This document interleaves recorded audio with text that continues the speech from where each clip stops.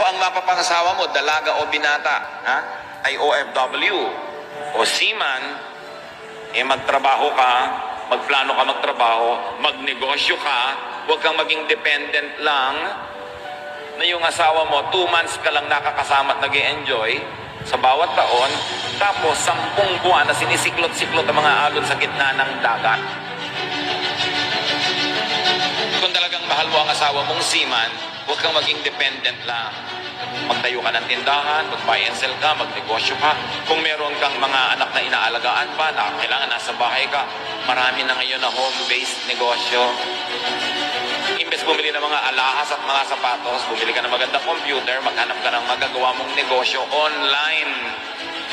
So, naku, pastor, hindi po ako marunong mag-online. Maging alipin ka habang buhay. Sige, ipaalipin mo ang asawa mo habang buhay dahil ayaw mong mag-aral ng online. Gusto mo mag-makeup. Ganun. Kailangan marunong ka maghanap buhay. Couples, families, all work hard and cooperate to remain free and to be together.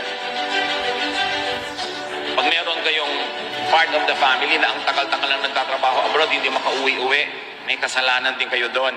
Baka sobra kayong gumastos o hindi kayo tumutulong kumita. Proverbs 12:24, work hard and you will be a leader. Be lazy and you will end up a slave. Or kung hindi ikaw maging slave, yung tatay mo, yung nanay mo, yung asawa mo, magiging slave forever pag lazy ka. At may mga ganyang kapatid, ang bata-bata mag-aasawa, wala malang pambili ng gata. Sinong hihingan? Yung kapatid na OFW. Siyempre, pagkatapos ng gatas, lalaki na yung bata, mag-aaral na. Kanino hihingi ng pangmatrikula? Kay kapatid na nagtatrabaho or OFW. At hindi na matatapos ang pasan ng taong ito at hindi uuwi dito hanggang hindi isang malamig na bangkay o sobrang tanda na. Nanakawan na siya ng buhay. Absent siya sa lahat ng birthday, lahat ng pagtitipon, lahat ng graduation, lahat ng mga kasiyahan.